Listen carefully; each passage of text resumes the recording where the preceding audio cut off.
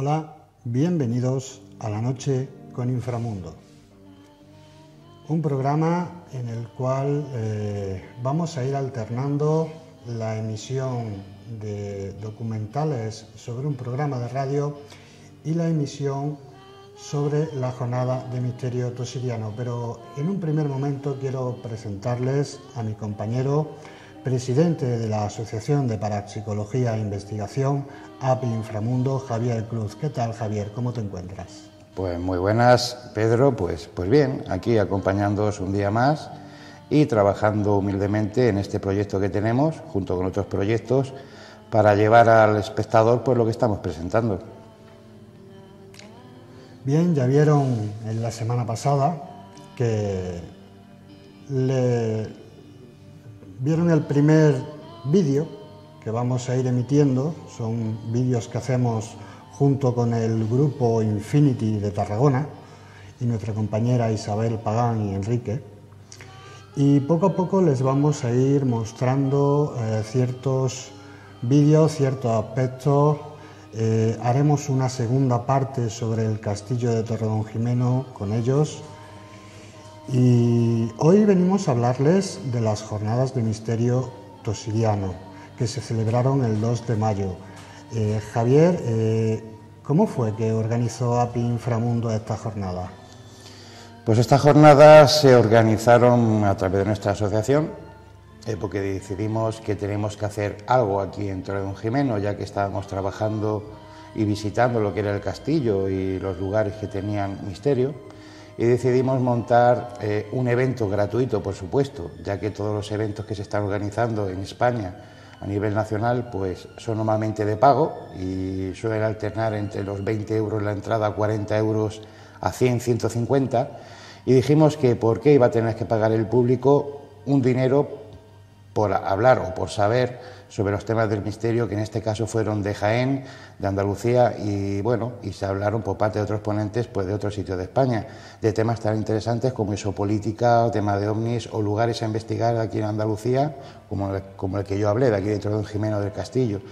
Y decimos pues eso, organizarlo y que fuera totalmente gratuito. Por supuesto, las gracias a nuestros ponentes que vinieron, grandes espadas de la parapsicología de España, que han trabajado incluso con Iker Jiménez, y que altruistamente se cedieron pues eso, su imagen y vinieron gratis a dar sus ponencias, cosa que en otros sitios pues no lo hacían. Es un honor y una satisfacción pues haber creado un evento como el que hicimos, que fue a nivel nacional y que tuvo una repercusión pues que fue uno de los mayores eventos de público que se ha organizado. Estábamos muy satisfechos y muy orgullosos. Hemos puesto a Torredonjimeno pues eso, en España. En el lugar de la parapsicología que estamos intentando que se le conceda a esta ciudad. Bueno, vamos a hablar también, hoy vamos a presentaros lo que es la primera de las ponencias, en la cual vinieron dos chicos de Málaga, Juanfra Romero y José Manuel Frías, y nos expusieron pues las investigaciones que ellos han ido llevando a cabo a lo largo del tiempo. Juanfra Romero es un investigador del Campillo, en Málaga, y a él está más enfocado al tema ufológico, y luego tenemos al compañero José Manuel Frías, y entre los dos sabemos que llevan a cabo el programa de radio Límites de la Realidad. Los dos han colaborado con diferentes medios de comunicación, como la revista Año Cero y la revista Más Allá, y concretamente José Manuel Frías, de aquí quiero darle la enhorabuena por su último libro de relatos de terror, un libro que yo cuando he ojeado por encima me resulta curioso, y también lo está publicitando y he escuchado alguna interpretación de los relatos y pone los vellos de punta. Concretamente, ¿de qué temas nos hablaron, Javier, tanto Juanfra como José Manuel? Bueno, los temas que tocaron son temas muy parecidos a los que nosotros solemos investigar, lugares con misterio donde ha habido fenómenos poltergeist, como un piso que han ido a ver, ¿no?, que salió en los medios de comunicación. Hablaron también sobre temas de santos, más bien santos curanderos.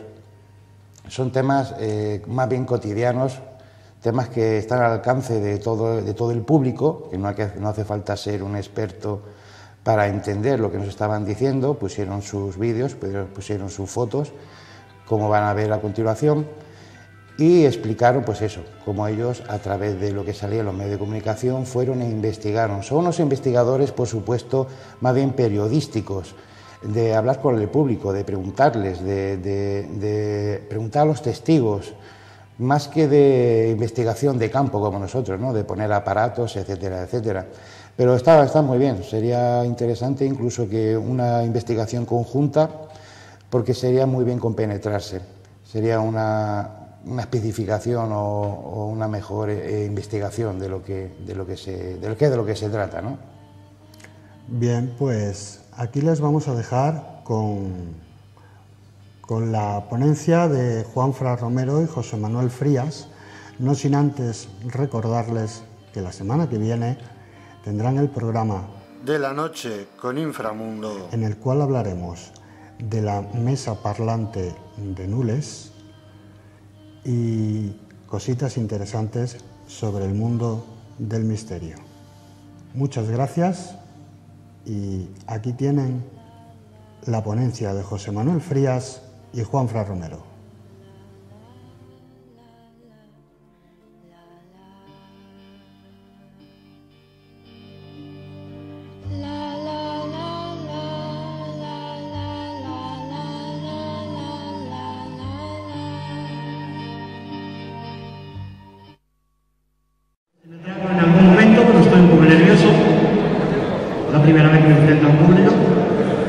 Y bueno, pues primero queríamos dar el agradecimiento a la Corporación Municipal por el apoyo que hemos recibido, ya que sin ello esto no hubiera sido posible, no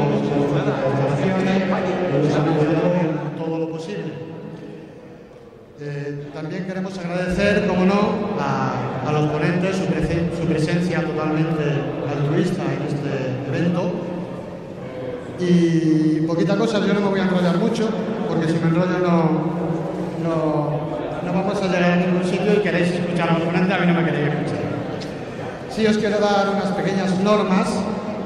Dentro del recinto, aquí donde nos encontramos, está terminantemente prohibido comer o beber. El que quiera comer o beber algo, para eso tenemos una zona habilitada aquí afuera, sin ningún problema. Se sale fuera, se toma su bebida, se come lo que necesite. De hecho, tenemos una barra habilitada al efecto por si alguien lo necesita. Está prohibido grabar y tomar fotografía por la propiedad intelectual. Cada uno de los ponentes, la gente tiene los derechos reservados, entonces hay que comprender que no se puede grabar. Se puede hacer una foto, pero no vas a grabar el evento entero. Y está prohibido durante las ponencias el entrar y salir del recinto, con la idea de que cuando haya una persona exponiendo no se le interrumpa y se le vaya la concentración. Como bien han visto, tenemos allá afuera una barra para un refrigerio. Luego a la hora de la comida servirán comida para las personas que quieran comer. También tenemos ahí en la puerta una serie de stand para poder comprar Digo y comprar una serie de artículos a su libre elección. El evento ha sido organizado por la asociación API Inframundo. Durante el día me he ido a otro sitio. Durante el día ya han visto que los ponentes firmarán libros sin ningún problema y podrán ir conociéndolos. El evento ha sido organizado por la asociación API Inframundo y ha sido organizado en colaboración con Mecenas Corporación y el programa La Mesa de Salomón. Y bueno, pues de primeras tenemos a dos chicos de Málaga. Yo digo chicos, aunque son un poquito más jóvenes que yo, me parece a mí que son. Y bueno, pues creo que no necesitan presentación. Uno es José Manuel Frías, que se dedica al periodismo de investigación desde hace más de 2 décadas En la actualidad es presentador y reportero, guionista, asesor y corresponsal de diferentes medios de comunicación de radio y televisión a nivel internacional y publica de manera habitual en revistas nacionales como Más Allá y Año Cero. Tras recorrer medio mundo, ha dejado por escrito el resultado de sus investigaciones en más de 16 libros. Con él, se me cayeron los papeles, lo siento.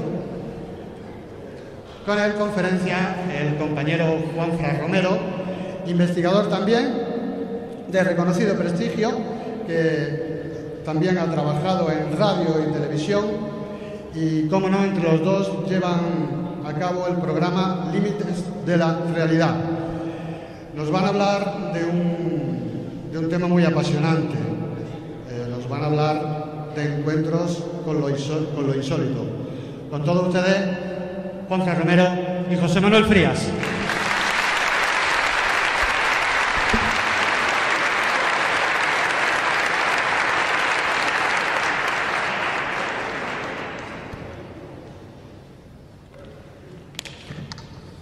¿Qué tal? Buenos días, bienvenidos. La verdad que es un placer estar aquí en Torredonjimeno, en la provincia de Jaén, una provincia mágica por la que me he movido mucho como investigador, pero es la primera vez que doy una charla, ¿no? Tengo que reconocer, eso sí, que es la segunda vez que doy una conferencia a las 11 de la mañana, o sea, todavía no soy yo, así que pido que si cometo algún error, que nos disculpen, ¿no? Yo soy José Manuel Frías, él es Juanfran Romero, y hoy vamos a compartir con vosotros algunos de los casos que más nos han impresionado, que más nos han intrigado en los últimos años, ¿no? En esas investigaciones que hemos realizado, sobre todo en Andalucía, pero también en algunos otros puntos de España, ¿no? Yo creo que todos los que nos dedicamos al mundo del misterio tenemos unos orígenes comunes, o sea, una serie de circunstancias que nos han empujado a dedicarnos a este mundo tan extraño que es el mundo del misterio. En mi caso se han dado varios elementos, ¿no? Por una parte, la curiosidad infantil con la que uno nace, que luego, bueno, parece que la educación te va acortando, la sociedad, tu propia familia, ¿no? Pero siempre hay unos cuantos locos que logramos sobrevivir a eso y seguimos siendo curiosos cuando ya somos mayores, ¿no? También me han influido algunos personajes que han sido referentes para mí en el mundo del misterio, experiencias que he pasado en mi infancia y en mi juventud, que creo que han sido bastante extrañas, pero sobre todo me quedaría con una circunstancia que se ha quedado grabada en mi retina, ¿no? Me gustaría comentarla. Mi padre es médico y cuando yo era pequeño, tenía 8 o 9 años, solía acompañarlo a la Universidad de Medicina algunas veces, ¿no? Y recuerdo una ocasión en la cual entré con aquella edad en lo que es la sala de disección, ¿no? Yo eso no lo recomiendo, por supuesto, a ningún niño, porque te pueden pasar dos cosas con esa imagen tan impactante que ves cuando entras en un lugar como ese, ¿no? O te vuelves por completo loco, o te hacen muchas preguntas, ¿no? Recuerdo cuando entré, lo primero que vi a mano derecha fue un montón de lo que yo creía que eran escombros, y eran fragmentos de cuerpos desechados por los estudiantes. Luego me encontré con esas grandes piscinas de formol con cadáveres flotando, y luego, evidentemente, las mesas de disección con los cuerpos encima, ¿no?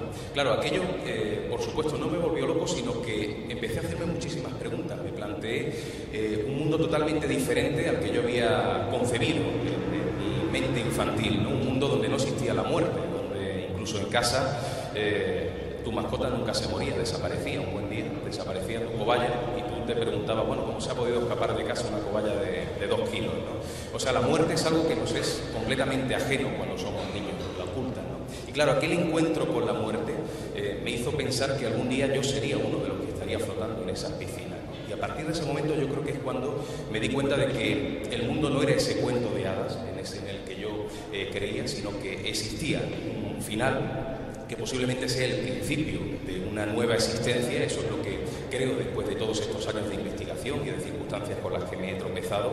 Pero como digo, eso fue quizá la circunstancia que más me ha empujado a dedicarme a este mundo del misterio. No sé, en el caso de Juanfran creo que está más bien relacionado con la ufología, ¿verdad? Bueno, buenos días. Yo soy un poco más tímido que José, voy a hablar menos, entonces yo no tengo un padre tan cabroncete como el suyo, que lo lleva de puertos y tal. Pero digamos que, bueno, yo de pequeño, yo solía ver los programas de Jiménez del Oso, que lo ponían los domingos por la tarde, con mis hermanas. Recuerdo que nos poníamos allí los tres, aquello, ese señor con esa barba que nos hipnotizaba. Y una noche, en el del pueblo. Yo soy de un pueblo que se llama Campillos, al norte de la provincia de Málaga. Pues nada, venimos de la feria, habían venido mis primos de Málaga, con mis padres, con mis tíos y tal. Y esto pues sería pues 80, 81, que no sé si recordáis, sobre todo los más mayores, que antes las calles estaban muy mal iluminadas, solía haber una farola en cada esquina, el resto de la calle estaba muy oscuro, se veía muy bien el cielo. Y cuando llegamos a la puerta de mi casa, mi padre estaba abriendo y una prima mía le dice, anda, se ve la luz de la torre de aquí. Y todos nos volvemos a giramos, porque desde mi casa no se ve la torre de la iglesia y aparte no tiene luz, ¿no? Entonces nos encontramos allí con una esfera que iba cambiando de color. Si no recuerdo mal, era roja, luego pasaba al blanco, luego pasaba al azul. Entonces nos quedamos todos allí en silencio, mirando hacia arriba. Y luego la esfera se movió un poco hacia la esquina derecha de la calle. Todos allí en silencio, mirando. Volvió hacia acá. Pronto y todo, y desapareció a una velocidad impresionante, ¿no? Eso me hizo plantearme, igual que José se planteó que después de la vida pues puede haber algo más, que la muerte no tiene que ser el final. Yo me planteé de que seguramente hay algo más de fuera, de que no somos los únicos, que probablemente el universo esté lleno de vida, porque son constantes que se repiten. En fin, todos los planetas son esféricos, giran alrededor de una estrella, tal. Si seguimos que estas constantes existen, la vida debe ser una constante más, ¿no? Entonces digamos que José y yo formamos un buen equipo. Él tira más para la parte parapsicológica o de los muertos, fantasmas y más. Yo tiro un poco más para la ufología, pero luego sí también tenemos que decir que investigamos todo lo que cae en nuestras manos. Entonces también aprovecho la oportunidad de si hay alguien que por algún caso interesante no lo quiere contar, luego estaremos ahí y si es con una cervecita pues mejor. Bueno, vamos a poner manos a la obra. Vamos a empezar con un caso. Abrimos, si te parece, la carpeta, compañero, la de Málaga, y una que se titula Palacio de Congresos de Torremolinos. Vamos a conocer una historia que yo creo que es muy arquetípica, ¿no? Son de esos casos con los que uno crece. O sea, normalmente en una ciudad concreta, da igual la que sea, siempre suele haber una casa del terror, un edificio del que se viene hablando desde hace mucho tiempo. En el caso del Palacio de Congresos de Torremolinos, en Málaga, yo esa historia o esa leyenda que luego se ha convertido en una realidad contundente, ya venía escuchándola desde mucho tiempo atrás, desde que era niño. Ya mis padres, mis abuelos, me hablaban de la aparición de una niña en los cuartos de baño. Y claro, eso provocó, el haberlo escuchado desde pequeño, que lo considerara más bien una especie de leyenda, una especie de tradición, que no creyera a ciencia cierta que aquello realmente estaba ocurriendo. Y fijaos hasta qué punto, ¿no? Que eso empecé a escucharlo desde que tenía 10, 11 años y prácticamente hace, no sé, un par de años, ¿no? Cuando le hemos metido mano a ese caso. Se trata, como decimos, de un palacio de congresos en el cual vienen ocurriendo fenómenos paranormales que, sobre todo, los que los han vivido son empleados del mismo edificio. Pero al igual que ocurre en muchos otros casos, el pasado luctuoso del lugar parece que se convierte un poco en el detonante de los fenómenos que están ocurriendo hoy día. Podríamos hacer un recorrido curioso por qué ha sido aquel enclave antes de que fuera Palacio de Congresos, qué ha sido esa zona concreta. Pues bien, nos encontramos con algo absolutamente terrible y sorprendente. Nosotros no sabíamos nada hasta el momento en el que empezamos la investigación de archivos, pero descubrimos que aquel entorno donde está el Palacio de Congresos era conocido antiguamente, sobre todo a principios del pasado siglo, como Cortijo del Moro, y allí en el año 1939, concretamente en el mes de marzo, se erige un campo de concentración, uno de los muchos campos de concentración que existían por aquel entonces en España. Aquellos presos que estuvieron allí, un número bastante elevado, cerca de 4.500, 4.494, fueron además los que realizaron las obras de cimentación del aeropuerto de Málaga, la construcción de las pistas. Y claro, siempre se ha hablado, cuando uno busca además información no solamente en archivos, sino también en Internet, últimamente se pueden encontrar muchos datos relacionados con este campo de concentración. Era un lugar absolutamente deplorable en cuanto a sus condiciones, ¿no? No había lugar donde guarecerse, o sea, la gente estaba completamente al raso. Eso, claro, en épocas de verano, de noche, no había ningún tipo de problema. Pero en invierno realmente lo pasaban mal, había personas que enfermaban, no había médico, ni siquiera tenían letrinas. O sea, nos encontramos con un lugar donde la gente sufría mucho, ese sufrimiento que parece que se ha condensado en el mismo enclave. Y lo pasaban tan mal que algunas personas de Torremolinos, gente que vivía por el entorno, solían llevar comida al antiguo campo de concentración, sobre todo latas de sardina. Comentan algunos de los testigos que vivieron aquel momento histórico tan terrible. La acercaban y la pasaban a través de la valla a los que estaban viviendo en aquel enclave. Se supone que han muerto varias personas, no solamente por las condiciones que he comentado, sino porque en ocasiones llamaban a través de un megáfono a diferentes presos que luego no regresaban. Se sabía que eran fusilados en diferentes lugares. Pero incluso había una alberca, que era el único lugar donde uno podía asearse, pero la alberca era muy peligrosa y hay constancia de que fallecieron varias personas que cayeron y no fueron capaces de salir de allí. Con lo cual nos encontramos con un lugar donde el dolor y la muerte estuvo presente. Pero si avanzamos un poquito más en la historia, nos encontramos que entre el año 1942 y 1944 se funda en Torremolinos una casa tutelar de menores, pero mientras que se erige en el antiguo molino del Cortijo del Moro, se hace un lugar para que mientras tanto aquellos niños estuvieran resguardados, ¿no? Pues bien, lo que se comenta, y esto ya no es historia, entra un poco dentro de la fabulación popular, porque no se ha podido comprobar, algunos niños llegaron a fallecer en circunstancias bastante extrañas, con huesos quebrados, con muchísimo sufrimiento. Bueno, parece que también se convierte de nuevo esa zona, ese entorno maldito, en un lugar de dolor. Y ya lo último ocurre cuando en el año 1979 se erige el actual Palacio de Congresos de Torremolinos y ocurre una desgracia al poco tiempo, ¿no? El segundo gerente del palacio tenía una hija y se la llevaba muchas veces allí al recinto, y resulta que en unas obras de un ascensor la niña cae, ¿no? Porque no estaba la valla correspondiente, parece que fue una negligencia, y la niña cae y fallece, ¿no? Eso se intenta ocultar, de hecho hemos intentado dar con el dato en prensa y no aparece, pero hemos encontrado testigos que estuvieron presentes, incluso operarios que estuvieron en esas obras del ascensor y en esas obras en general de todo lo que es los conductos y el circuito eléctrico del edificio, y que nos han comentado que aquel accidente lo han vivido en primera persona, ¿no? Se intenta ocultar y esa niña fallece. Y os podéis quedar con ese dato, el dato de una niña que muere de manera terrible en ese ascensor. Bien, cuando empezamos la investigación nos damos cuenta de que estamos hablando de un lugar donde el número de testigos es muy elevado.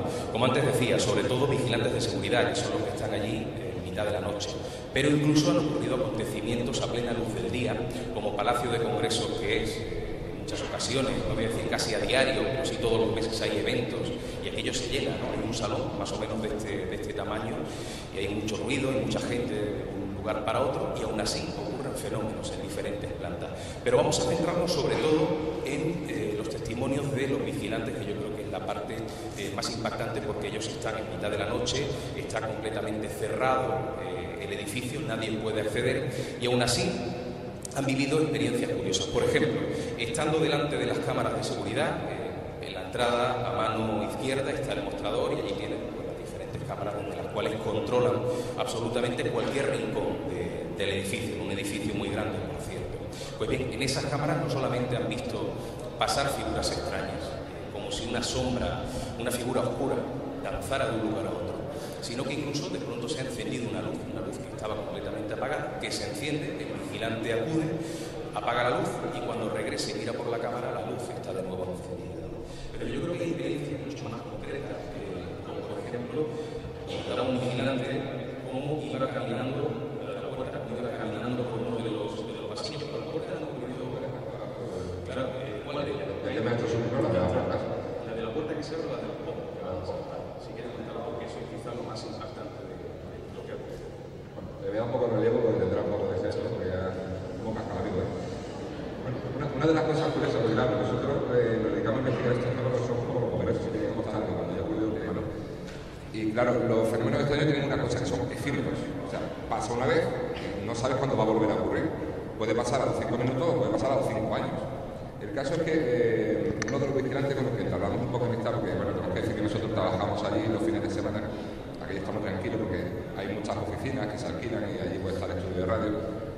Entonces pues nos contaba que por la noche va haciendo la ronda, es un edificio semicircular y unos pasillos, y dice, yo voy haciendo la ronda y conforme va pasando por la puerta, alguien mueve los pomos, se escucha como si alguien estuviera moviendo los pomos de la puerta.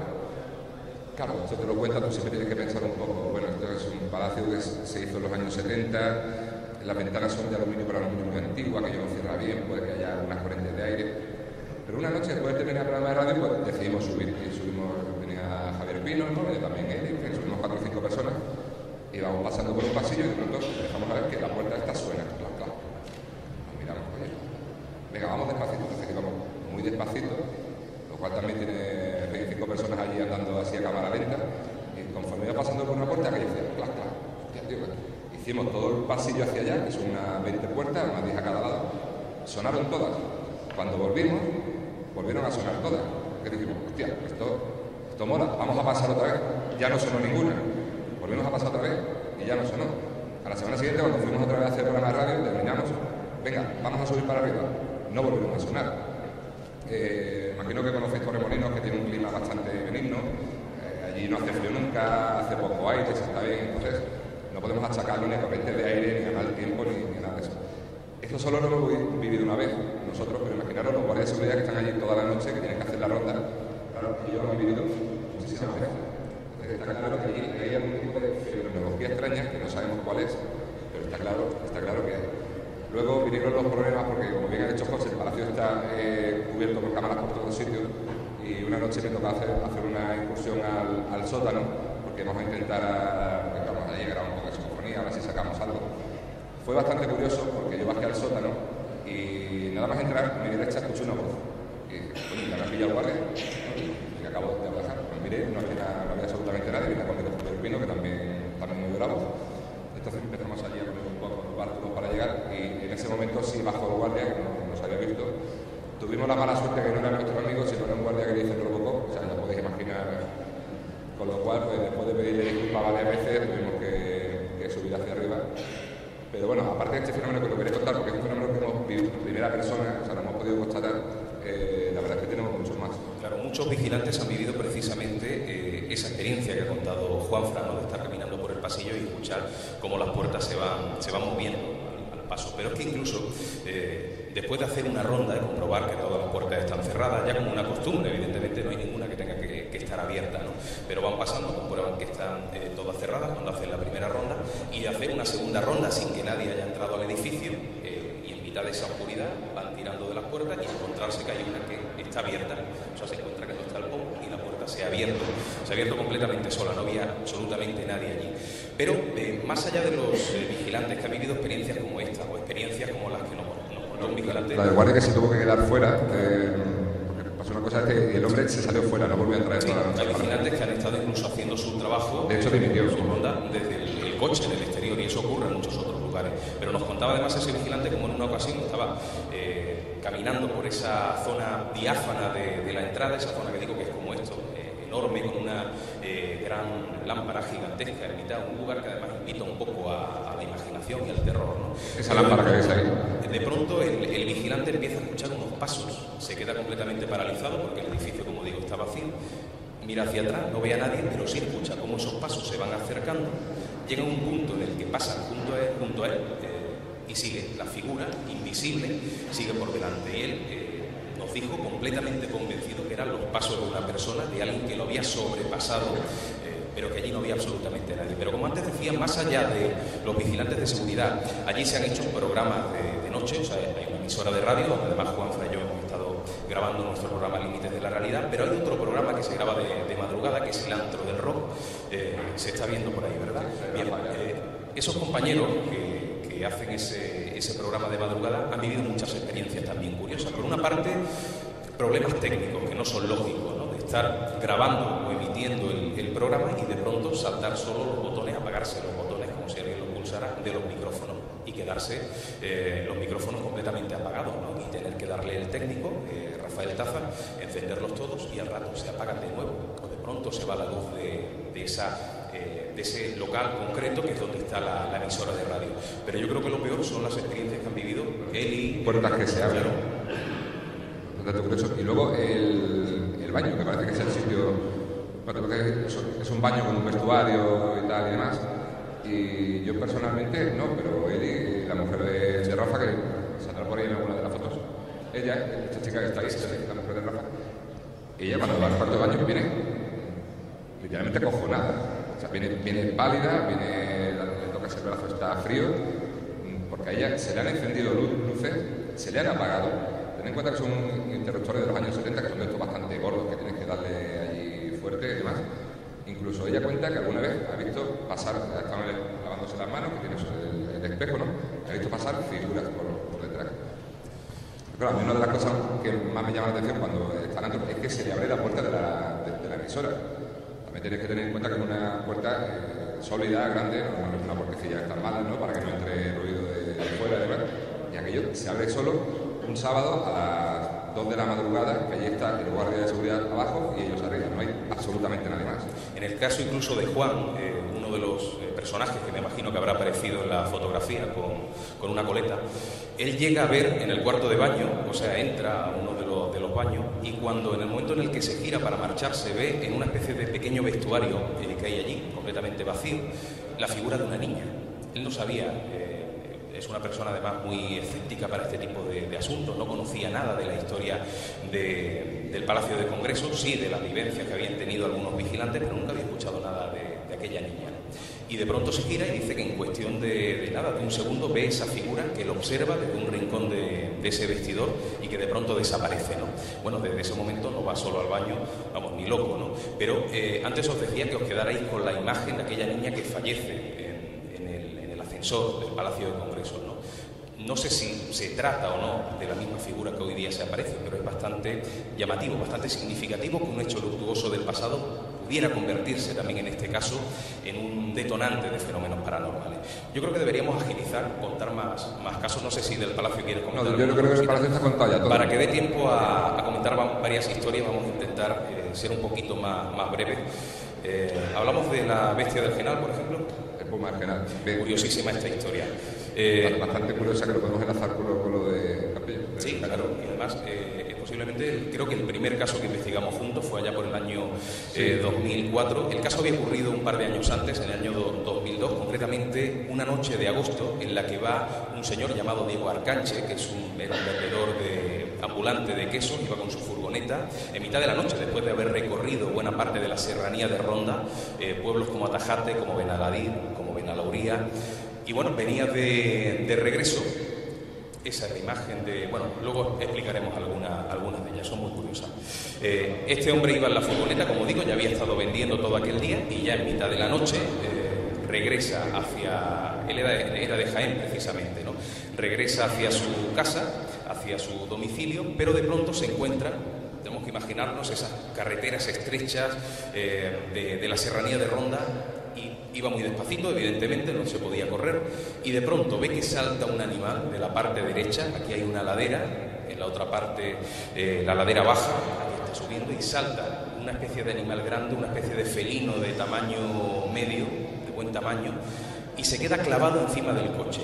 A pesar de que el coche iba despacio, eso es completamente imposible. O sea, saltar y quedarte clavado, lo normal es que pases por encima del coche. Has atropellado a un animal, ¿no? Pues el animal se queda clavado, lo mira fijamente, el hombre en ese momento pega un frenazo y lo que más le asombra es sobre todo la mirada de aquel ser, que era casi desafiante, ¿no? En ese instante el animal vuelve a saltar, se pierde ladera abajo y desaparece.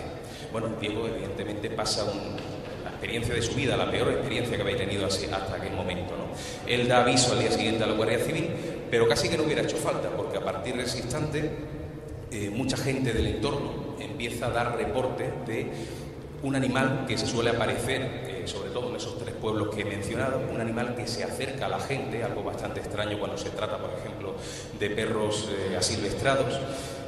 Gente de campo que conoce perfectamente a diferentes animales no pudieron identificarlo, le pusieron un poco el mote del puma del Genal, porque como no había ningún tipo de animal que pudiera parecerse a este, decían que además tenía unas rayas de colores extrañas, pues le pusieron ese apodo, ¿no? Este animal, como digo, se acercaba un poco al poblado, se asomaba desde diferentes lugares, arbustos, árboles, atacaba al ganado, más o menos como la típica figura del chupacabras que todos conocemos, principalmente de Latinoamérica, pero que también la hemos tenido en nuestra tierra, en Andalucía, y bueno, llega incluso a decapitar un caballo, ¿no? Claro, aquello empieza a preocupar a la gente y se inicia un proceso de búsqueda de aquel animal, intentando cercarlo, poniendo cámaras de seguridad. Ahora contará un poco Juanfra la investigación que realizamos a través del que era en aquel momento delegado de Medio Ambiente, Juan Ignacio Trillo, y también director técnico veterinario de Servo, Sergio Fernández, que fue quien llevó la investigación junto con Seprona. Y, como digo, esa fenomenología extraña de aparición de animales muertos es muy curiosa, pero sobre todo me quedaría con un testimonio que viene a demostrarnos que aquel animal no era normal. Sergio Fernández, este veterinario, como digo, colaboró investigando las huellas y que en ningún momento pudo identificar al animal, o sea, las huellas eran perfectas, bien marcadas, pero no era de un animal conocido, según esta persona. Pero el caso es que una madrugada él recibe una llamada de la Guardia Civil, en la cual le dicen que han conseguido encontrar al animal, que salga rápidamente para allá con una escopeta de dardos narcóticos. Y bueno, él rápidamente se prepara, no sé si eran las 2 o las 3 de la madrugada, salta de la cama, empieza a preparar el material, se monta en el coche y al rato recibe otra llamada de la Guardia Civil diciendo: oye, Sergio, no vengas, que al final esto era un gato. Pero era un gato, según decía la Guardia Civil, 7, 8 veces del tamaño de un gato. Tenéis que imaginaros lo que eso significa. Es como si dijera una persona 7, 8 veces del tamaño de una persona. Sería algo monstruoso, ¿no? Aquello, evidentemente, me suena que ese animal efectivamente fue cercado. Pudieron abatirlo, en este caso a tiros, quizá porque intentó atacar a las personas que estaban cerca de él, y para ocultar esa historia truculenta y para ocultar que aquel animal no era normal, pues rápidamente hicieron que Sergio volviera a su casa, ¿no? Pero está lo del vídeo, ¿verdad? Lo del vídeo es bien curioso. Sí, se graba con una serie de cámaras de infrarrojo la imagen de ese animal. ¿Y te acuerdas del documento que nos dio Juan Ignacio Trillo en el que se decía animal sin identificar? Un animal que había sido grabado en vídeo, ni más ni menos. Sí, bueno, de hecho estas cosas suelen ocurrir bastante porque... Y tenemos el documento, además. Cuando nosotros estuvimos por allí, había muchísimas patrullas de la Guardia Civil dando vueltas por allí, que estaban lógicamente buscando el animal. Luego, cuando ya el animal, suponemos que se localiza, se le abate o se captura, todas esas parejas desaparecen, pero es que además, si tú preguntas oficialmente a la Guardia Civil, allí nunca ha habido ninguna pareja buscando al animal. Y bueno, este caso que ocurrió era 2002, una cosa así, pero se puede relacionar mucho con esta mitología de los black cats, que son los gatos negros, que es como si en un momento dado algo aparece, está durante unos días, pues eso, matando animales y demás, y luego desaparece, sin dejar huella ninguna. Y varios años después, sería 2007 o por ahí, ¿no?, en la zona del Cañuelo, que es una zona relativamente cercana a la serranía de Ronda, por la parte pues, de la localidad de Teba, Margen y Campillo, formando un triángulo allí, hay una explotación ganadera donde tienen cerdos de pata negra. Bueno, ya sabéis, los cerdos de pata negra pues, están sueltos en el campo, para arriba, para abajo y tal. Bueno, pues un día reciben un ataque de lo que los trabajadores de allí dicen una pantera, porque allí vivía una familia que era la encargada de cuidar aquello. Entonces estuvimos allí, pudimos hacer muchas fotos, que es una pena que esas fotos no las hemos traído. Entonces vemos que había pues, como 10, 12 animales cerdos que estaban totalmente heridos, que tenían el lomo sacado, cortes en el cuello y tal, pero solamente habían sido heridos, no había muerto ninguno. Normalmente un animal mata para comer, no mata para dejar herido y luego irse, ¿no? Bueno, todos estos animales hubo que sacrificarlos, evidentemente. Me acuerdo que, ¿cómo se llamaba? Ignacio de la Espinosa, bueno, el dueño de la finca, que no recuerdo el nombre, ahora se portó muy bien con nosotros, nos facilitó toda la documentación, nos facilita la denuncia que había puesto la Guardia Civil. Claro, en los pueblos se empieza a comentar que eso lo ha hecho para cobrar el seguro y demás.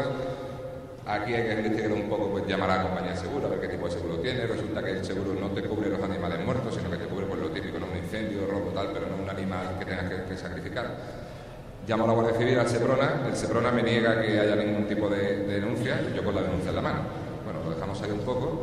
Se repiten varias veces los ataques de este animal, hasta que un día, que eso fue un viernes por la mañana, bueno, pues la madrugada del jueves de Arbenes, el animal vuelve por allí, ataca a varios animales y se va por una zona entre un olivar y había llovido un poco y deja huellas. De momento me llama el encargado de la finca y me dice, mira, que han quedado huellas, por si quiere venir a hacer un molde. Digo, claro, voy, pero estoy trabajando, yo hasta mañana no puedo ir. Recuerdo José y yo buscando por internet cómo hacer moldes de huellas.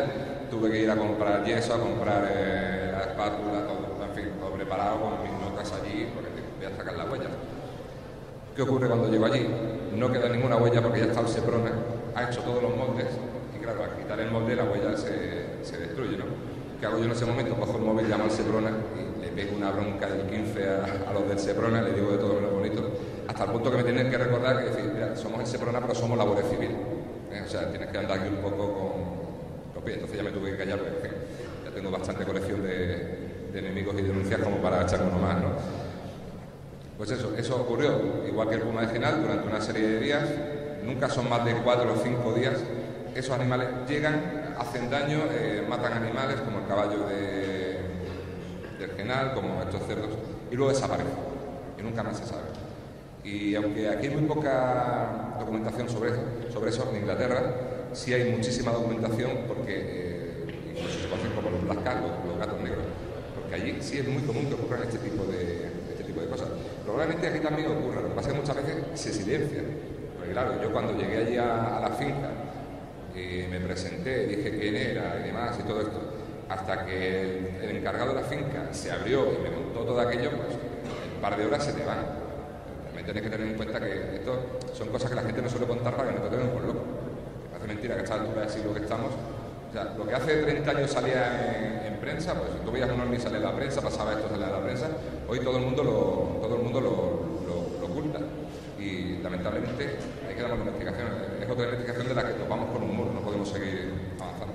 Que por cierto, ese vídeo que se graba desaparece de la Guardia Civil. Cuando luego estuve indagando, a pesar de que tenemos el documento en el que se dice que se grabó ese vídeo, la Guardia Civil, tanto de Málaga como la central en Madrid, dijo que aquel vídeo y parte de los archivos que tenían sobre el puma del Genal habían desaparecido. Y como bien dice Juanfran, esto ha sido cíclico, no solamente el caso que él ha contado, sino que si uno lee, por ejemplo, la quinta columna de Juanjo Benítez, aparece un caso en la Serranía de Ronda, creo que del año 75, 76. También en la misma zona. Claro, en la misma zona. Luego ha ocurrido también en la Axarquía, tiempo después. Son como rebrotes que van ocurriendo a lo largo del tiempo. Antes que se me olvide, era bastante curioso cuando fuimos a ver al delegado de la Junta de Andalucía, que amablemente nos atendió y demás, estuvimos allí en la sala de reuniones, pero tenía la jefa de prensa al lado. Y siempre que le hacíamos una pregunta, primero la miraba ella. Y era bastante curioso porque si ella sentía, no contestaba, y si ella hacía así con la cabeza, el hombre que es muy político, pues desviaba el tema, se iba por los cerros de Úbeda y por mucho que le insistiéramos no había forma de sacarle nada. Bueno, hemos hablado de un caso de fenómenos paranormales, de uno que podría entrar dentro del campo de la criptozoología, y me gustaría, luego vamos a hablar de Almagro, pero si me permite, Juanfran, me gustaría saltar al fenómeno religioso para hablar brevemente de un personaje que no sé si es tan querido aquí como lo es en Málaga o en Granada, Fray Leopoldo de Alpalleire. Lo podemos buscar, compañero, en la carpeta de Málaga. Debe andar por ahí. Bueno, Fray Leopoldo es un personaje con el que estoy muy vinculado desde hace muchos años, lo llevo aquí colgado, como veis, y, en fin, muy vinculado, pero que además me ha llamado siempre la atención, no por la fenomenología extraña que ha producido a su alrededor, que es muy variada y de la cual voy a contar algunas historias curiosas, sino por su forma de ser. Yo creo que en un mundo en el que vivimos, el hecho de tropezarte con alguien que se preocupa más por los demás que por uno mismo, es algo digno de resaltar. Estamos hablando de un hombre que nació en la serranía de Ronda, precisamente en Alpalleire, en el año 1864, a las 12 de la noche de San Juan, una fecha mágica, y mágica mucho antes del propio cristianismo, por supuesto, y que ya desde pequeño mostró el tener un don especial. No solamente era un niño muy preocupado por la gente necesitada, un niño que se desvivía por los demás, que nunca se metía en problemas, que si había alguna pelea entre otros niños él intercedía para que no fuera más. Pero es que además de eso, su primer suceso sobrenatural ocurre cuando tenía apenas 8 o 9 años. Su madre lo manda a comprar aceite a la tienda, una tienda. Estamos hablando de un Alpalleire que hoy día es muy pequeñito, os tenéis que imaginar en aquel entonces. Hoy día es un pueblo peatonal, no sé si lo conocéis, os recomiendo si tenéis la oportunidad alguna vez de visitarlo. Es el típico pueblo que todavía guarda el encanto de siglos anteriores, pero os imagináis, ya en aquel entonces era todavía mucho más pequeño. Pues bien, la madre le da 2 reales y una alcuza para que meta el aceite, se va hacia la tienda. En ese momento pasa una comitiva capitaneada por el sacerdote del pueblo que estaba recogiendo donativos para las ánimas del purgatorio, ¿no? Esas ánimas que ya la propia Iglesia ha reconocido que es una figura simbólica y que no existe, pero que aquel niño creía, ¿no? Como un niño que había crecido con ese germen del cristianismo más antiguo, ¿no? Pues bien, cuando ve pasar la comitiva no puede hacer otra cosa que sacarse los 2 reales del bolsillo y echarlo en aquella hucha que llevaba el sacerdote. Claro, el niño muy contento se marcha hacia su casa y cuando está llegando se da cuenta de que su madre le va a regañar, ¿no? Y tanto es así que cuando le cuenta la historia la madre no se lo cree, le dice, oye, que nosotros somos pobres, que no puedes donar dinero a los demás si no tenemos ni para comer, ¿no? Y pensando, a pesar de que era un niño que nunca había mentido, que quizás se lo estaba inventando o que quizás le estaba gastando una broma, busca en el bolsillo, rebusca en el bolsillo y se encuentra los 2 reales. Fue el primer encuentro de Fray Leopoldo, de Francisco Tomás, o Frasquito, como le decían en aquel entonces. Lo de Fray Leopoldo es el nombre que le dieron como fraile.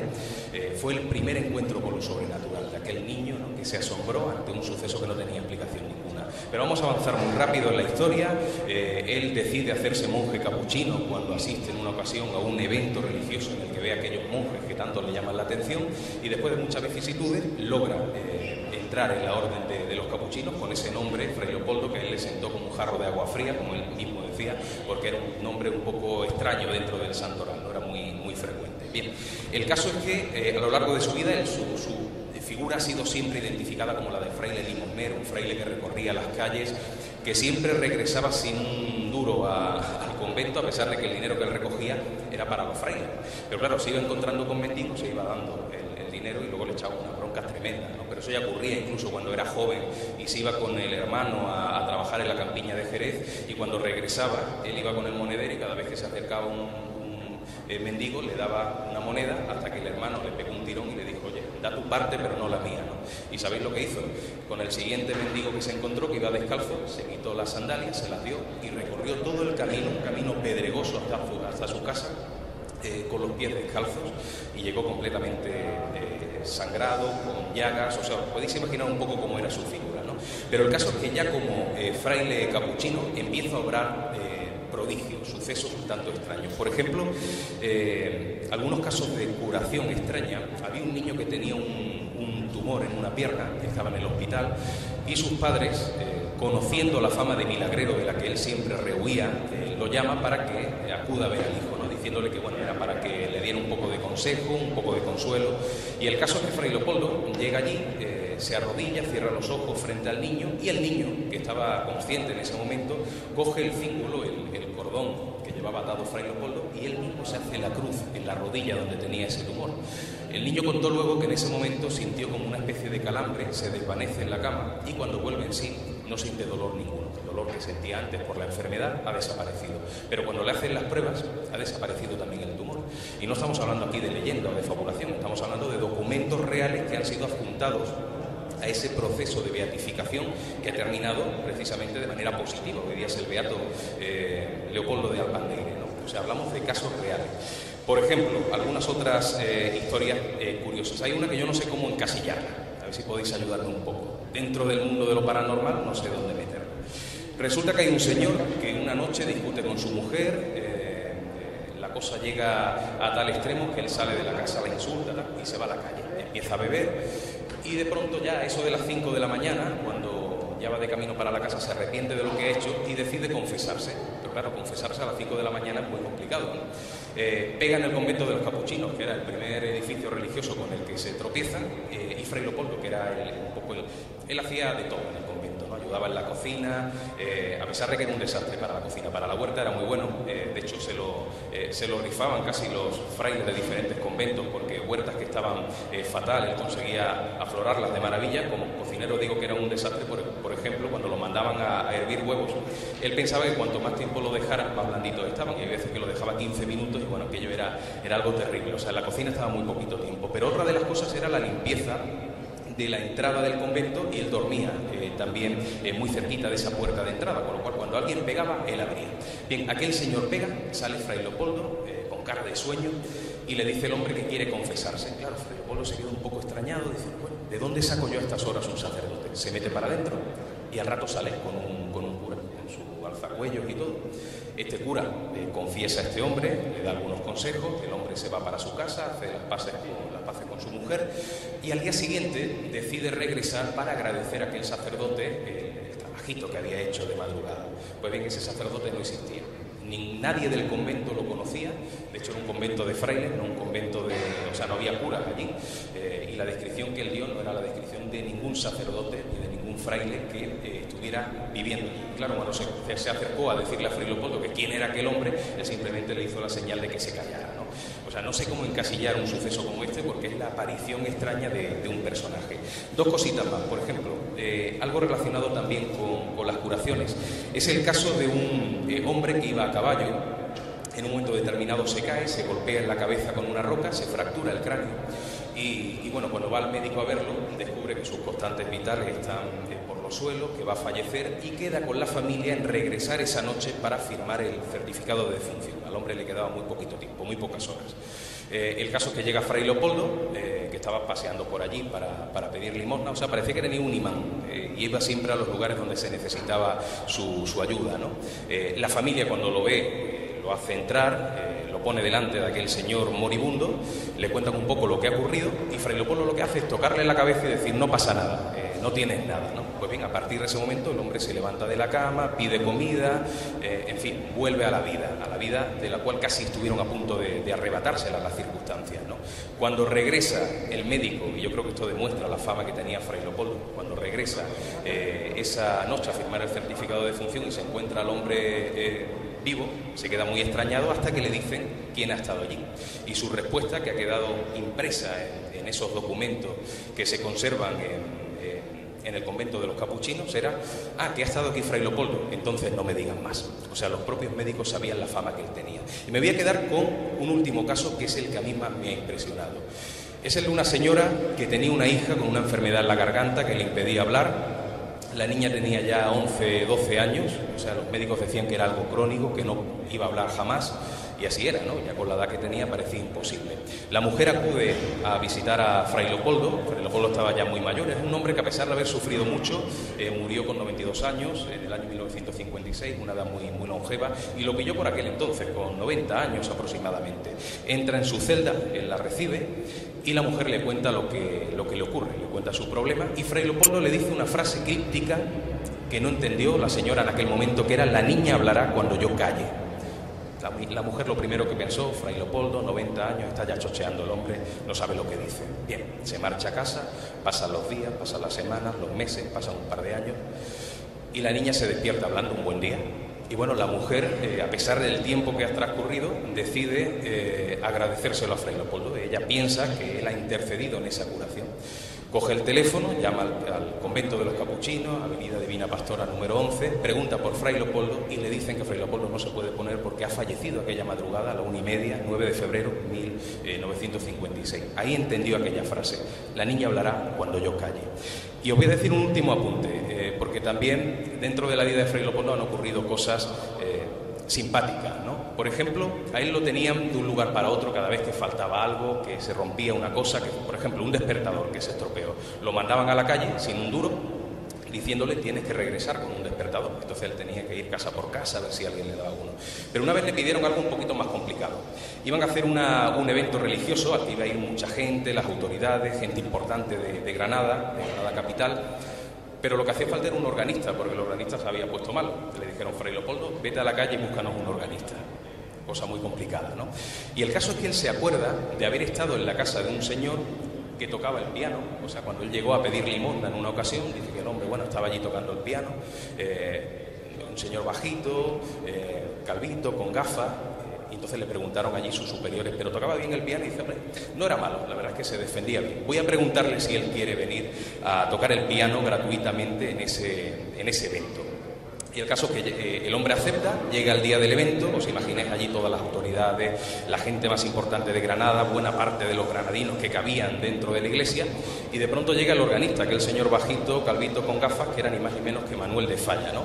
O sea, ahí veis un poco cómo Fray Leopoldo estaba completamente alejado, completamente ajeno de la información más actual, de las noticias, de lo que se conocía como ecos de sociedad en aquel entonces. Él no sabía quién era Manuel de Falla, él le parecía un señor bajito que tocaba bien el piano, ¿no? Con esto veis un poco cómo era la figura, ¿no?, de este personaje que para mí es uno de los principales dentro del mundo de los místicos de Iglesia.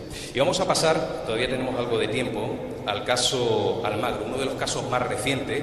Vamos a buscarlos en la carpeta de Málaga, caso Almagro. Bueno, yo creo que para mí, creo que para ti también, Juanfran, sí, el mejor caso, o uno de los mejores casos que han ocurrido en los últimos 20 años en España en cuanto a fenómenos poltergeist, ¿verdad? Sí, efectivamente, porque es un caso que ocurre... Empieza el viernes 24 de mayo de 2013. De 2013 y, bueno, es bastante extraño. Como ya hemos dicho antes, los fenómenos extraños son efímeros, pero también son singulares, o sea, hay veces que son absurdos totalmente. Bueno, ¿qué ocurre en este bloque? Pues un día normal por la mañana, creo recordar que era un martes ese día, la gente va saliendo del bloque pues, para ir a la compra, llevar niños al colegio, a trabajar y demás, y empiezan a reventar bombillas allí en el pasillo de salida del bloque, ¿no? Bueno, esto puede parecer un poco extraño, porque dice, bueno, están cayendo las bombillas del techo. No, la verdad que aquí tiene un pasillo de salida y en ese techo no hay absolutamente ninguna lámpara ni nada, pero sin embargo la gente va andando y le estalla una bombilla al lado. Bueno, la primera vez que se quedan allí, ya se forma un revoleo, empiezan a estallar bombillas por todos sitios, plas, plas, plas, plas, plas. Aquello se llena de cristales, de casquillos y demás. Ya empieza a congregarse allí más gente, vecinos, los de la farmacia de al lado del bloque también vienen, los del bar. Bueno, y todo el mundo, ¿qué pasa con las bombillas? Ya empiezan a reventar plafones. Ya no son las bombillas, pero los plafones que están, pues, es un edificio bastante antiguo, con lo cual la entrada, me parece que lo mínimo estaba a 3,20 de altura. Allí había como 15, 20 personas, allí nadie sabía lo que pasaba, nadie sabía qué hacer. Llaman a la policía local, se persona a la policía local, que tampoco sabe qué hacer, llaman a los bomberos. Un cuadro que está cogido con 2 tornillos sale volando literalmente, sale despedido de la pared. Uno de los plafones que hace de tragaluz se rompe y encima aparece una llave inglesa, como si alguien hubiera tirado desde dentro una... Como si se hubiera materializado esa llave inglesa dentro y del peso. Justo al lado de ese plafón, de pronto escuchan un ruido, cuando todos miran hacia arriba se encuentran un agujero en el techo, es un falso techo de escayola, lógicamente, como si alguien hubiera dado un puño invisible, hubiera dado un golpe allí. Bueno, todo esto ocurre en cuestión de 15-20 minutos, ¿no? Sí. Y también tenemos que tener en cuenta una cosa, esto ocurre en Málaga en mayo, que hay mucha gente que va pues, con sandalias, con pantalón corto y tal. Absolutamente nadie resulta herido, ni un arañazo, ni un cortecito, nada. Bueno, eso es como empieza el día, luego el día sigue, ¿no? Sí, la verdad es que esa fenomenología que ha contado Juanfran, bastante violenta, no violenta en el sentido de que nadie se haga daño, nadie se hizo ni un solo corte, a pesar de que había cristales por todas partes, era bastante violenta, ¿no? Era bastante brutal. Pues ocurre también días después, hay como un rebrote a la semana siguiente, pero sigue ocurriendo, va descendiendo un poco en intensidad, pero ocurre a lo largo de diferentes días, hasta el punto, o sea, esto fue tan importante que no solamente en la calle se comentaba en buena parte de Málaga, sino que incluso el concejal de seguridad, el jefe de bomberos y el jefe de la policía local acuden a investigar el asunto y no llegan a ninguna conclusión lógica y por lo tanto dejan el tema un tanto apartado. Entre la gente del bloque había un poco de todo, los que habían vivido la fenomenología y por lo tanto creían, aquellos que no la habían vivido pero que, bueno, o bien creían o bien no creían, dependiendo de sus ideas personales, y aquellos que faltan al respeto a sus propios vecinos, aquellos que decían, no, los que dicen que han vivido algo, que estamos hablando de 15 testigos, 16, 17, que son muchísimos, ¿no? Aquellos que han vivido esto están mintiendo, son personas que están fabulando, ¿no? Y eso yo creo que es una falta de respeto, ¿no? hacia el prójimo, hacia tus vecinos, hacia la gente de tu entorno.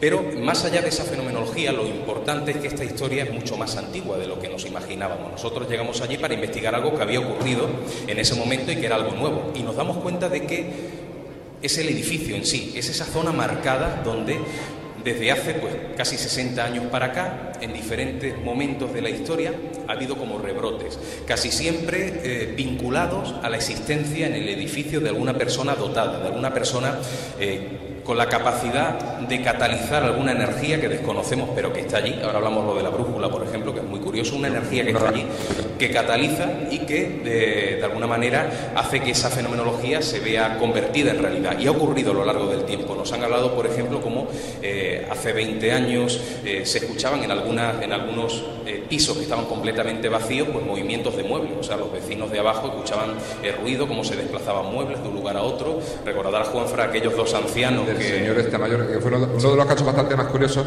Bueno, antes de contarlo, tengo que hacer un inciso. Para que veáis dónde llegó el punto, la Policía Nacional hizo una investigación.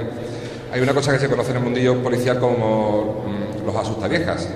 Y muchas veces se ha usado esto de la fenomenología extraña, los fantasmas, pues para que alguien venda un piso, para bajar el precio de un piso, este tipo de cosas. Bueno, la policía estuvo investigando a todos los vecinos y comprobó que no había ningún piso en venta. Sí había un piso en alquiler, pero bueno, entonces un bloque de pisos es una cosa habitual. Y lo del señor mayor que cuenta José, pues claro, nosotros cuando estamos investigando aquello nos encontramos con tanta fenomenología incluso un matrimonio que conocemos que en los años 80 vivían allí y se tuvieron que ir de ese piso porque no podían aguantar. Estamos allí un sábado, porque claro, no se nos ocurre otra forma de, si allí hay fenómenos extraños, la mejor forma de intentar verlo es estar allí todo el día. Pues aparece un matrimonio, la señora más o menos se defendía, pero el hombre tenía la columna fatal, iba hecho una alcayata, ¿os imagináis? Con los bastones totalmente doblados. Bueno, pues este señor nos cuenta que una noche, de madrugada, sube el vecino de abajo, empieza a porrear la puerta, y cuando abre la mujer, porque claro, el hombre no se puede mover, sale la mujer, y empieza a darle la bronca porque están arrastrando muebles, porque no lo dejan dormir, todo esto a las 4 de la mañana. Y claro, la señora dice, hombre, por amor de Dios, mi marido está en la cama, y dice, ay, mire, ¿tú crees que yo tengo fuerza aquí ni para mover una silla? Escuchaban un taconeo también. Taconeo. Bueno, pues esto ha ocurrido en ese piso, en pisos vacíos, y bueno, lo que nos contaba la portera, de que se le cambien cosas de sitio, un mueble que salió volando en la portería. En fin, es un sitio donde ocurren muchísimos fenómenos extraños, pero claro, no ocurren diariamente, teniendo en cuenta que el bloque se construyó pues a finales de los 50 o principios de la década de los 60. Pues claro, en 40 años de historia han ocurrido muchísimos fenómenos extraños. ¿Qué ocurre con esto? Que hemos tenido muchísimos problemas con otros, llamémoslos investigadores, que llegaron allí en un viaje express pagado por otra persona y en vez de hablar con los testigos, hablan con los que no han visto nada. Entonces, claro, si tú llegas, cuando estás investigando, tienes que preguntarle a quien ha vivido algo. Otra cosa es que luego vayas a preguntarle a quien no lo ha vivido para saber su opinión y demás y todo eso. Pero ¿qué pasó? Este hombre simplemente se fue a otros vecinos que no habían visto nada. Estos vecinos le dijeron, mira, esto es para quedarse con el puesto de portera y tal. ¿Y qué ocurrió? Lo dijo en un medio muy potente, como es Milenio 3, y lamentablemente, en este caso, el caso, por lo menos por lo que a mí respecta, murió. Porque claro, yo no quiero perder ni mi tiempo ni mi dinero en investigar un caso que para el gran público ha quedado en que es para quedarse con el puesto de portera, porque se dijo en el programa de Iker Jiménez. ¿Qué ocurre? Han pasado 2 años y medio, la portera sigue siendo la misma, los fenómenos siguen existiendo, pero yo, como dije, me voy a mantener fiel a mi palabra, no vuelvo a callar magro aunque le eviten pianos. Bueno, voy a contar una última historia. Como hemos empezado un poquito tarde, creo que puedo demorarme 5 minutitos más, para hablar también de un caso relacionado con el mundo del crimen. Vamos a buscar la carpeta de Málaga y creo que hay una que se llamará Sacamantecas Malagueño o algo así. A ver si la encontramos. Está por ahí, ¿verdad? Esa, perfecto. Bueno, el mundo del crimen también entra dentro del mundo del misterio, no solamente esas historias que conocemos de ovnis, de fantasmas, sino también la historia desconocida, la criminología, la mente humana, todo lo que despierte la curiosidad del ser humano. Me imagino que habéis escuchado alguna vez el término sacamanteca, ¿no? Es una historia o es un término que incluso trasciende de nuestra época y casi nos haría viajar a la prehistoria, en el sentido de que ya el hombre de la prehistoria descubrió la importancia que tiene la sangre como elemento vital en el cuerpo y que en el momento en el que era atacado por un animal o por una persona, por un enemigo, por alguien de otra tribu, según iban perdiendo sangre, iban perdiendo vida, con lo cual consideraban la sangre como un elemento en aquel momento ritual, ¿no? O sea, si perdían sangre, perdían vida, si consumían sangre o utilizaban la sangre en rituales, estaban consumiendo vida también, ¿no? Pero lo que en aquel momento era simplemente un elemento ritual, de sacrificios rituales, se convierte en épocas, por desgracia, muy cercanas, o sea, hablamos de la década de los 60 para atrás o de los 50 para atrás, en una superstición paramédica.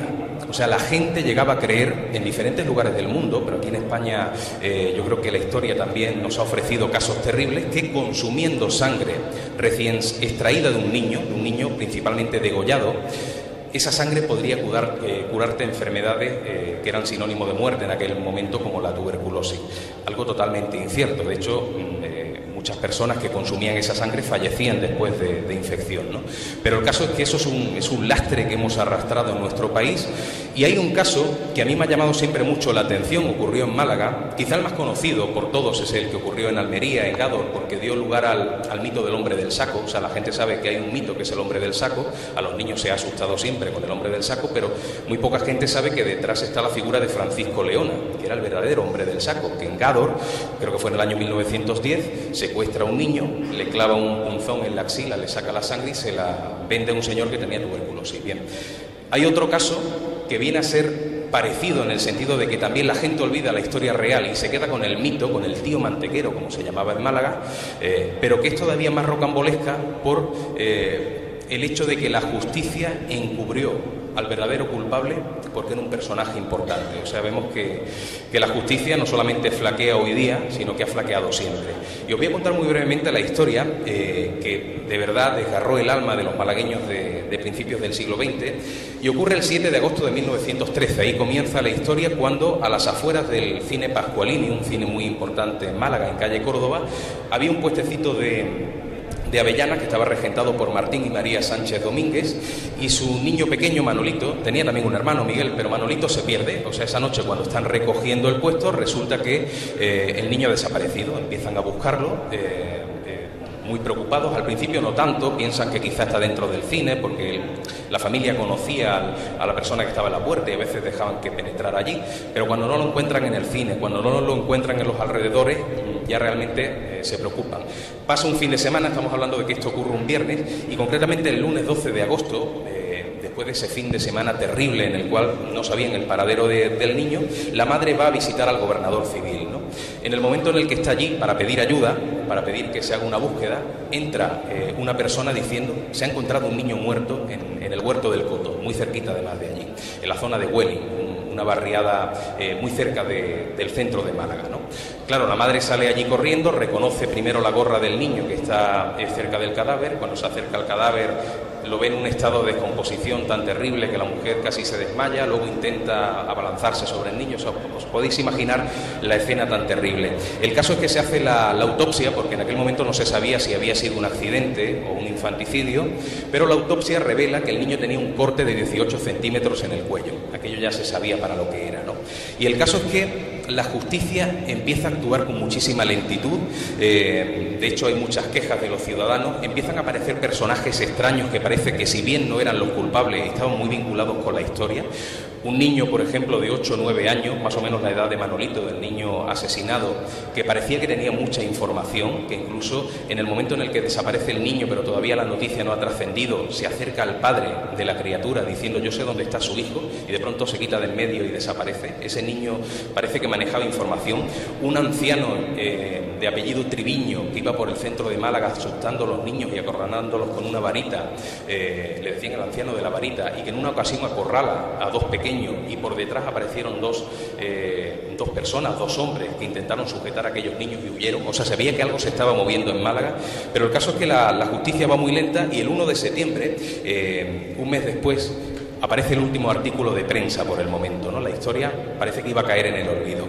Pero por suerte, el 27 de febrero de 1914 surge la sorpresa.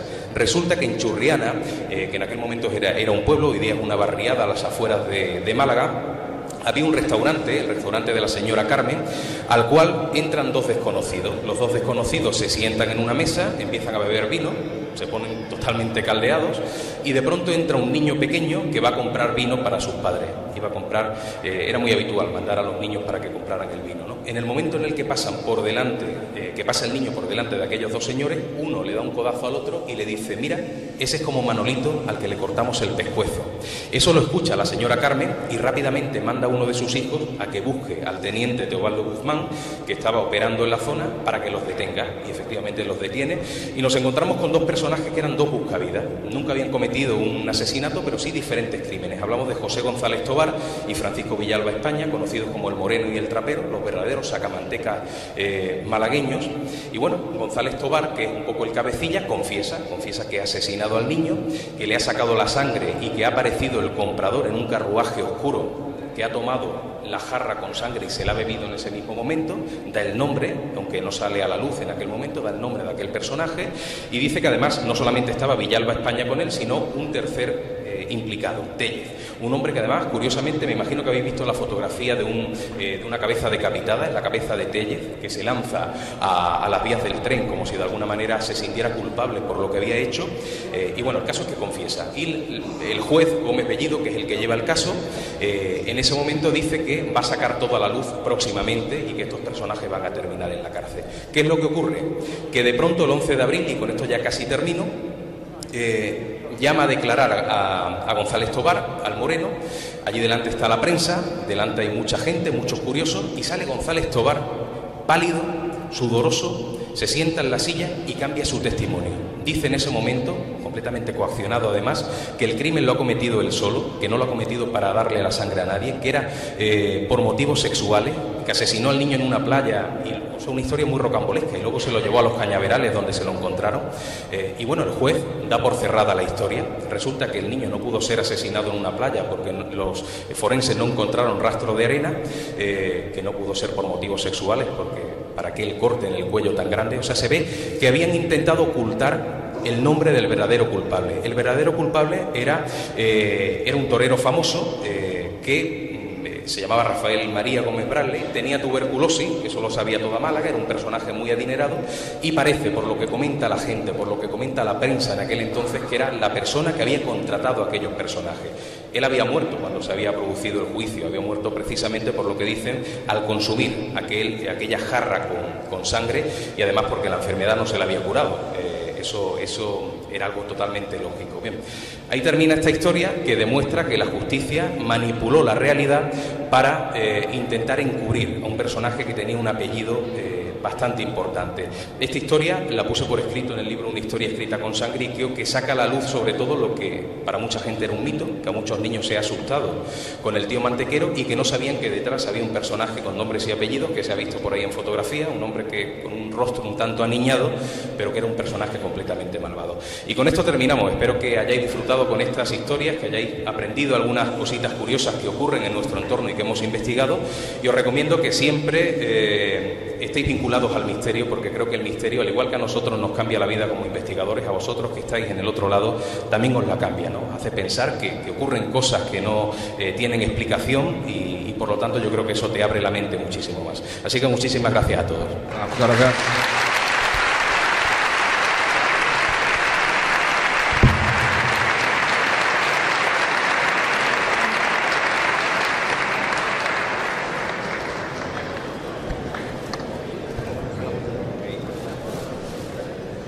Bueno, familia, pues le hacemos entrega de un pequeño obsequio que nos ha ofrecido la Sociedad Cooperativa San Francisco de Villanueva del Arzobispo, una botellita de aceite de oliva, Sierra de las Villas, y cómo no, también os queremos hacer un obsequio de este día, de la Jornada de Misterios dos Sirianos, para que lo tengáis un recuerdo de haber participado con nosotros y daros la enhorabuena y nuestro más sincero agradecimiento.